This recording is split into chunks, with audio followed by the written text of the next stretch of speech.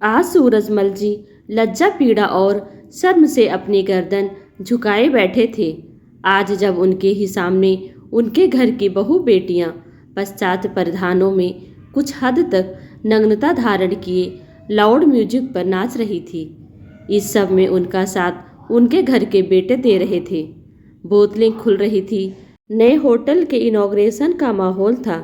सभी जश्न मना रहे थे, पर सूरजमल जी इस जश्न में अपने घर की इज्जत तार तार होते देख रहे थे।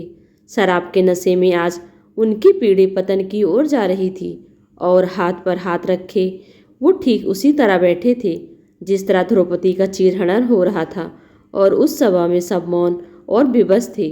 बस अंतर इतना था कि वहाँ लड़ाई धर्म और अधर्म में थी, पर आज उनके सामने उनका एक भी बच्चा धर्म के मार्ग पर नहीं था। सभी कुमार्ग पर चल पड़े थे, जिसे वो सभी आधुनिकता का नाम दे रहे थे। वो आधुनिकता नहीं, बस मात्र फोहड़ता ही थी।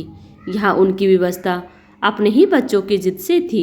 आज उनके घर के बेटे अपने बच्चों के साथ बैठकर शराब पीने में अपने आप को एडवांस समझते। जिस खानदान का नाम कभी उसके संस्कार के लिए जाना जाता था, आज उसी खानदान का नाम जिल्लत से लिया जाने लगा था। सामने तो कोई कुछ ना कहता, पर सभी पीठ पीछे बातें जरूर बनाते। कहते, ऊंचे खानदान वालों का ये रूप भी देख लो। जिस सूरजमल जी को बहुत गुमान और गर्व था अपने खानदान पर, आज कहाँ गए वो संस्कार, विचार और व्यवहार।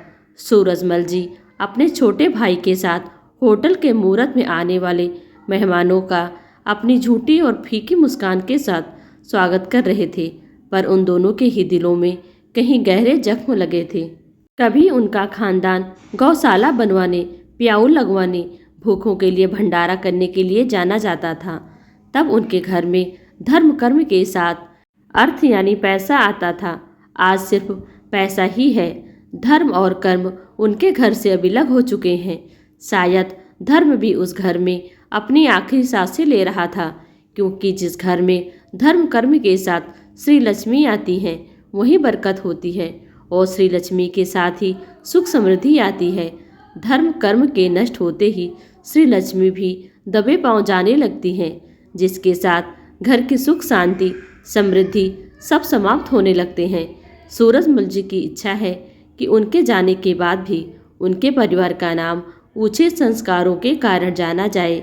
वे यह सब कुछ अपने बच्चों को समझाना चाहते थे, लेकिन कोई भी इस बात को समझने के लिए तैयार ना था।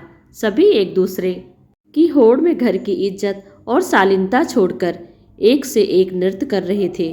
पैसे के पीछे भाग रहे थे, मीट फैक्ट्रियों में पैसा लगा रहे थे।